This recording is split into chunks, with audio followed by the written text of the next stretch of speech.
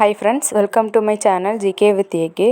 இன்றைக்கி TNPSC group 2 மாதிரி வினாவிடையில் தமிழக வரலாறு, சமூகம், பண்பாடு மற்றும் அரசியல் அதை பற்றி பார்க்கலாம். திருக்குறள் பாயிர அத்தியாயங்களை பற்றிய எந்த அறிக்கைகள் சரியானவை? 4 அறிமுகத் தலைப்புகளையும் தொல்காப்பியத்தின் சொற்களுடன் இணைக்க முயற்சி மேற்கொள்ளப்பட்டுள்ளது. 4 அறிமுக அத்தியாயங்களில் கடைசி அத்தியாயம் தர்மம் அல்லது அறம் என்ற கருத்தை மையமாக கொண்டது.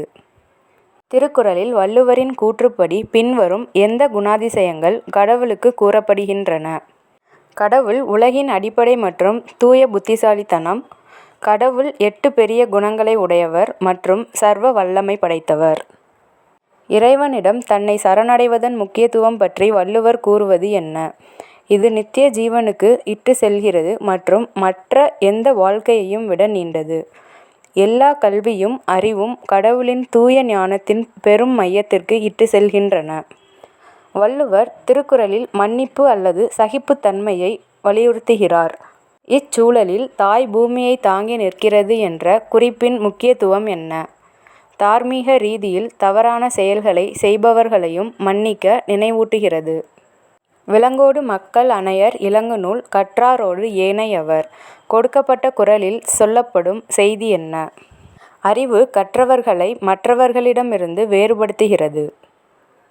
டேஷ் கூறல் கனியிருப்ப காய் கவர்ந்தற்று. இக்குறளில் திருவள்ளுவர் எதை கூறுவது கனியிருக்கும் போது காயை கவர்வதற்கு ஒப்பாகும் என்கிறார்? இனியவை இருக்க இன்னாதது கூறல்.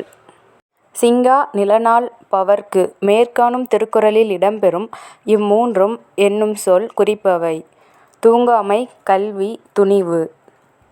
பல கற்றும் அறிவிலாதார் என வள்ளுவர் யாரை சுட்டுகிறார்? உலகத்தோடு ஒத்து நடக்காதவரை. டேஷ் 4ம் உடையானாம் வேந்தர்க்கு ஒளி என வள்ளுவர் எவற்றை வேந்தனுக்கு கூறுகிறார்? கொடை, கருணை, நீதி தளர்ந்த குடிகளை காத்தல். வஞ்ச மனத்தான் படிற்றொழுக்கம். பூதங்கள் 5ம் அகத்தே நகும். இதில் வலியுறுத்தப்படுவது எது? போலி ஒழுக்கம். துன்பத்தை எவ்வாறு வெல்ல வேண்டும் என்று திருவள்ளுவர் நெறிப்படுத்துகிறார்? துன்பத்திற்கு துன்பம் கொடுத்தல். டேஷ் 2ம் தங்கா வியனுலகம் வானம் வழங்காது எனின். மேற்காணும் திருக்குறள் எவ்வினைகள் நடைபெறாது என்று கூறுகிறது? தானம், தவம். அறம் போலும் கூர்மையரேனும் மரம் போல்வர். மரம் போன்றவர்கள் என்று வள்ளுவரால் குறிப்பிடப்படுபவர் யார்? மக்கள் பண்பு இல்லாதவர். பயில்தோறும் பண்புடையாளர் தொடர்பு எதை போன்றது என வள்ளுவர் கூறுகிறார்? நவில்தோறும் நூல் நயம் போன்றது. சமய நடுநிலை பண்பு கொண்டது திருக்குறள் என்பார். இக்கூற்றுக்கு காரணம்? எல்லா சமயத்தவரும் இது எம் நூல் என்று கூறும் சிறப்பு பெற்றதால். கடவுள் உண்டு என்பவர் மட்டுமின்றி இல்லை என்பவரும் உவந்து ஏற்கும் சிறப்பு பெற்றதால். இனம், சாதி, சமயம், வகுப்பு எல்லாவற்றிற்கும் அப்பாற்பட்டதால். மனித இனத்திற்கு பொதுவான ஒழுக்கமும் அறிவும் அறிவுறுத்தப்படுவதால். அனைத்தும் சரி. மக்கள் கல்வி கற்ற அளவிற்கு அறிவு ஊறும். இப்பொருளுக்கு திருவள்ளுவர் கூறும் உவமை எது? தொட்டனைத்து ஊறும் மணற்கேணி. அறநூல்கள் கூறும் அறங்களில் எல்லாம் தலையாய அறம் என்று திருவள்ளுவர் எதனை கூறுகிறார்? பகுந்துண்ணுதல்.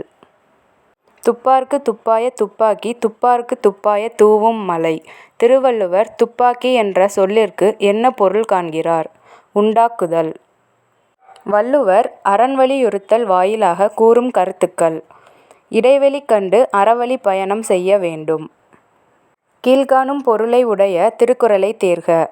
உண்மையான துறவிகள் வேடம் போட வேண்டிய தேவை இல்லை.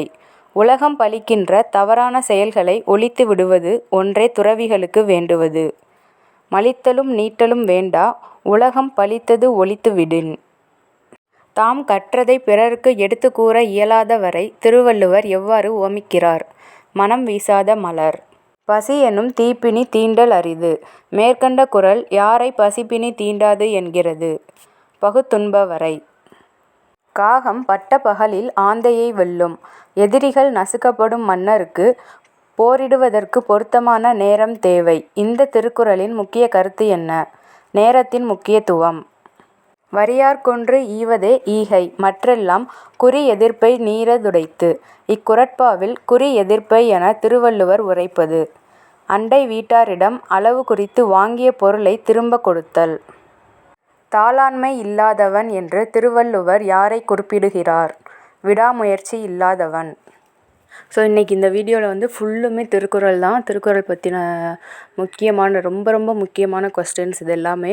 நம்ம லாஸ்ட்டாக எழுதின குரூப் 1 எக்ஸாமில் கூட திருக்குறள் பற்றி அவ்வளோ கொஸ்டின்ஸ் வந்துருந்துச்சு. ஸோ இந்த வீடியோ உங்களுக்கு ரொம்பவே யூஸ்ஃபுல்லாக இருக்கும் கண்டிப்பாக. உங்களுக்கு தெரிஞ்சு டிஎன்பிஎஸ்சி ப்ரிப்பேர் பண்ணுற உங்கள் ஃப்ரெண்ட்ஸுக்கும் இந்த வீடியோவை ஷேர் பண்ணுங்கள். இந்த குரூப் 2 எக்ஸாம்லேயும் நம்ம திருக்குறள் ரிலேட்டடாக நிறையா கொஸ்டின்ஸ் நம்ம எதிர்பார்க்கலாம்.